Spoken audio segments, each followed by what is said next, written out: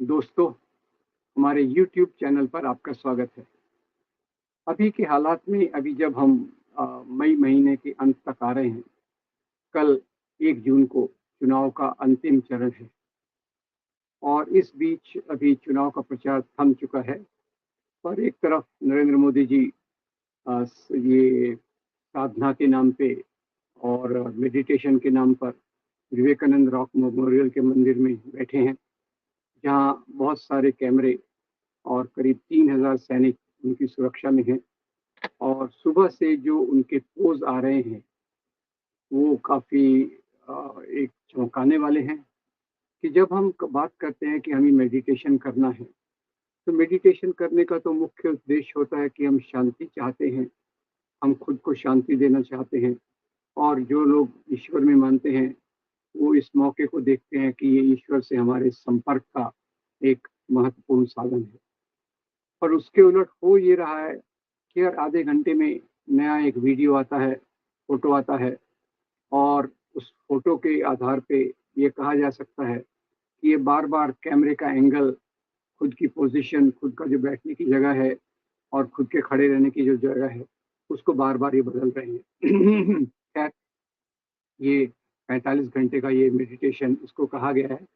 पर मुख्य रूप से इसके बारे में ये कहा जा रहा है कि जैसे कल चुनाव के प्रचार का आखिरी दिन था और आने वाले कल को चुनाव है, तो इस बीच कोई प्रचार नहीं होना चाहिए, ऐसा था। तो ऐसा लग रहा है कि इस बीच, क्योंकि वैसे तो प्रचार नहीं कर सकते, तो अगर मेडिटेशन के लिए प्रधानमंत्री जी बैठेंगे, तो पूरे देश का ध्यान टीवी मीडिया खास तौर से इसको एक प्रकार से रिले करता रहेगा और देश का ध्यान उनकी तरफ जाएगा। अब ये बात तो सही है कि इस प्रकार से जो टीवी के माध्यम से लगातार उनका इमेज रिले हो रहा है, वो इमेज जो है वो लोगों तक पहुंच रहा है और एक प्रकार से ये भी चुनाव का एक प्रचार है। तो चुनाव के प्रचार को इस प्रकार से, क्योंकि हमारा इलेक्शन कमीशन तो वैसे भी मोदी जी के बात से ही चलता है और आज कांग्रेस के जयराम रमेश ने कहा कि हमने करीब 117 शिकायतें इलेक्शन कमीशन को दी, पर उसमें से ज़्यादातर पर कोई एक्शन नहीं लिया गया, कोई कार्रवाई नहीं की गई। और ऐसे ही मेरे ख्याल से कल कांग्रेस के बहुत सारे नेता जाकर इलेक्शन कमीशन को मिले और उन्होंने रिक्वेस्ट किया कि ये मोदी जी का जो मेडिटेशन है इसको पोस्टपोन कर दिया जाए। 1 तारीख को चुनाव हो जाएगा, उसके बाद वो मेडिटेशन कर सकते हैं और तब तक जो मेडिटेशन करेंगे, ये मेडिटेशन के बदले मीडिया अटेंशन ज़्यादा होगा, ऐसा कई लोगों को लगता है, जिसमें सच्चाई भी है। जिस प्रकार से हमारा टेलीविज़न मीडिया, गोदी मीडिया ये इन चीज़ों को प्रसारित कर रहा है, तो उससे तो निश्चित रूप से ये इसको एक महान काम बताकर कई मीडिया एंकर्स इसको एक बहुत बड़ी बात बता रहे हैं कि देखो मोदी जी ने कितना एक गौरवमय काम किया कि वो मेडिटेशन कर रहे हैं, वो भी विवेकानंद रॉक मेमोरियल पे कर रहे हैं, विवेकानंद जी की मूर्ति के सामने कर रहे हैं। और यहाँ थोड़ा-सा मुझे लगता है कि विवेकानंद जी और नरेंद्र मोदी वैसे तो दावा करते हैं कि वो विवेकानंद के आदर्शों पर चलना चाहते हैं। पर वास्तविकता ये बात है कि न विवेकानंद जी ने जो बात कही थी वो ये थी कि जब वो समय आएगा कि कोई व्यक्ति दूसरे धर्मों से नफ़रत करता है, तो वो एक बहुत दयनीय क्षण होगा। यानी आप खुद के धर्म की बात करो, पर आप जब दूसरे धर्म के मानने वालों से नफ़रत करोगे, तो आपकी हालत काफ़ी दयनीय है और ऐसा नहीं होना चाहिए। जबकि मोदी जी की पूरी राजनीति इस दौरान हमने जो इलेक्शन कैंपेन में देखा, लगातार लगातार वो एक ही काम कर रहे थे कि कांग्रेस के मैनिफेस्टो की आलोचना, इसको कहना कि ये मुस्लिम लीग का इसमें झलक दिखाई देती है और उनके हर एक जो गारंटी है, हर एक जो न्याय की बात है, हर एक प्रकार का न्याय है, उसमें एक ही बात कहते रहे कि अगर कांग्रेस इंडिया गठबंधन फिर से सत्ता पे आ गया, तो वो संविधान बदल के जो आरक्षण एससी, एसटी, ओबीसी का है, उनका निकाल के ये मुसलमानों को दे देगा।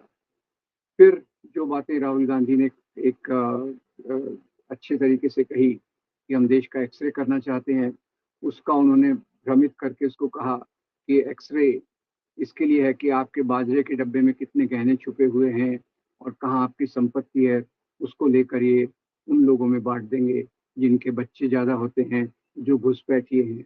और इसी के पहले उन्होंने मनमोहन सिंह का वो बयान भी बता दिया, गलत कोट किया कि देश के संसाधनों पर मुसलमानों का पहला हक है।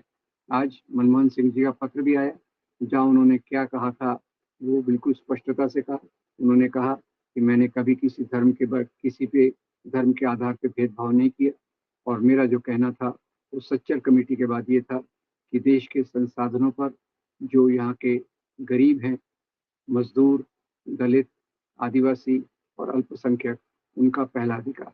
मैंने केवल मुसलमानों की बात नहीं कही थी, एक व्यापक पॉलिसी की बात कही थी। तो खैर इसको भी उन्होंने उल्टा कर दिया और उस पर आलोचना करने लग गए। फिर उन्होंने बात की कि भाई अगर आपके पास 2 भैंसें हैं, तो 1 भैंस सरकार ले जाएगी। अगर आपके पास 4 कमरे हैं, तो 2 कमरे सरकार ले लेगी। यहाँ तक कि आपके मंगलसूत्र को भी नहीं छोड़ेंगे, वो भी वो मुसलमानों के बीच में बाँट देंगे। तो खैर इस प्रकार से ये चीज़ें कहने वाला व्यक्ति जब विवेकानंद के सामने बैठकर मेडिटेशन कर रहा होगा, तब वो क्या सोच रहा होगा? अगर विवेकानंद जीवित होते, तो वो ऐसे व्यक्ति से क्या सवाल पूछते? तो यही विवेकानंद जी ने तो यही कहा था कि मैं उस धरती से, उनका शिकागो स्पीच में उन्होंने यही कहा था कि मैं उस धरती से आता हूँ जिसमें जिसमें सभी धर्मों के लिए बराबर की जगह है। उनकी शिकागो की स्पीच फेमस क्यों है? इसी बात के लिए फेमस है। और आज मोदी जी जिस प्रकार का काम कर रहे हैं, वो उसके पूरा उलट अल्पसंख्यकों का हाशियाकरण, मार्जिनलाइजेशन और उनके बीच में एक बहुत गहरा डर कि क्या होगा उनके भविष्य में। और जैसे इतने दिनों तक हुआ, एक सीए आ गया, उसके विरोध में शाहीन बाग का आंदोलन हुआ, फिर भी वो सीए लगाने पर उतारू हैं और उसी के चलते बाद में दिल्ली में दंगे भी करवाए गए। तो जो व्यक्ति इतना एक हर चीज़ को हिंदू मुसलमान के नज़रिए से देखकर मुसलमानों का अपमान करने के लिए उतारू रहता है, वो व्यक्ति किस प्रकार से विवेकानंद की मूर्ति के सामने बैठकर ये कर सकता है, इसके लिए मुझे थोड़ा आश्चर्य होता है। क्योंकि विवेकानंद ने जाति व्यवस्था के भी खिलाफ लिखा। विवेकानंद जी ने ये अलग धर्मों की एकता के बारे में भी लिखा और आखिर में तो उन्होंने ये कहा कि जो सबसे बड़ी बात है, जिसका पेट खाली है, उसके लिए धर्म कोई मायना नहीं रखता। यानी सबसे बड़ी बात कही उन्होंने, गरीबों की सेवा करना, उनका सशक्तिकरण करना, यही असली इंसानियत का धर्म है। तो उनके इतने महान विचारों के सामने जो आज ये पिछले 10 साल से हम नीतियाँ देख रहे हैं, ये उसकी पूरी विरोधाभासी हैं। तो ये जो इन्होंने उपक्रम चालू किया है विवेकानंद रॉक मेमोरियल पर, एक तरफ से तो ये हमारे ये जो कोड ऑफ कंडक्ट है, इलेक्टोरल कोड ऑफ कंडक्ट है, मॉडल कोड ऑफ कंडक्ट है, उसके विरोध में जाता है। ये बहुत एक, और इसका मैंने अभी पढ़ा कि इसकी तैयारी पिछले 3 महीने से हो रही थी। मार्च महीने में वो कोई वहाँ गया था, तो उसने तब से देखा कि इस प्रकार की विशेष तैयारी हो रही है। यानी ये इनकी योजना का एक भाग था कि ये इस दिन को भी कैसे चुनावी अ, लाभ के लिए इसका इस्तेमाल करें, टीवी के पर्दे पर बने रहें। तो ये एक तरफ है और दूसरी तरफ विवेकानंद जी के इस स्मारक को इसके लिए चुनना, ये मेरे लिए बहुत एक पीड़ा का विषय है। क्योंकि विवेकानंद जी के जो सिद्धांत थे, वो बहुत मानवता वाले थे, वो गरीबों के लिए सहानुभूति वाले थे।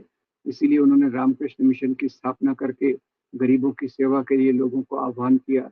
और आज जो हम देख रहे हैं कि आज समाज में ऐसी नीतियाँ चल रही हैं, जिससे अमीर ज़्यादा अमीर हो रहा है, गरीब ज़्यादा गरीब हो रहा है।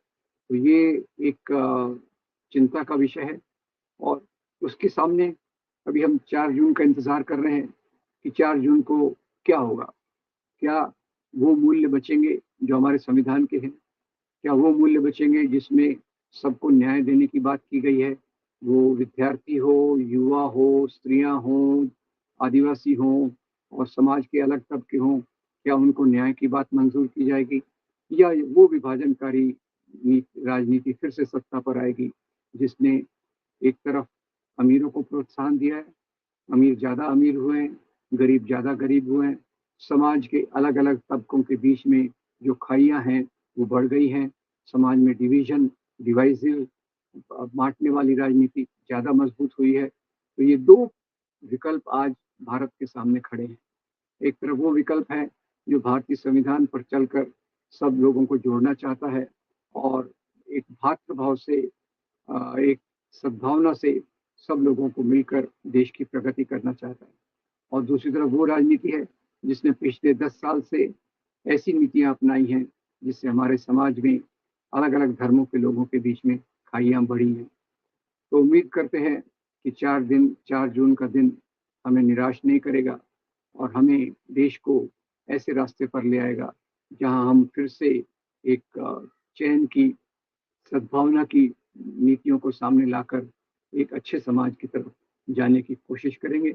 मैं इसी उम्मीद के साथ इस वीडियो को समाप्त कर रहा हूँ कि आज जिस प्रकार की चीज़ें हमें चिंतित कर रही हैं, उससे दूर जाने की बहुत ज़रूरत है और वो दूर जाकर उन मूल्यों पर आने की ज़रूरत है, जिसके आधार पे महात्मा गांधी, सुभाष चंद्र बोस, जवाहरलाल नेहरू, अम्बेडकर, मौलाना अबुल कलाम आज़ाद, इन्होंने भारत की एक कल्पना रखी और उसी कल्पना को मजबूत करके हम चले। आपका बहुत धन्यवाद। मैं उम्मीद करता हूँ आपको ये वीडियो अच्छा लगेगा।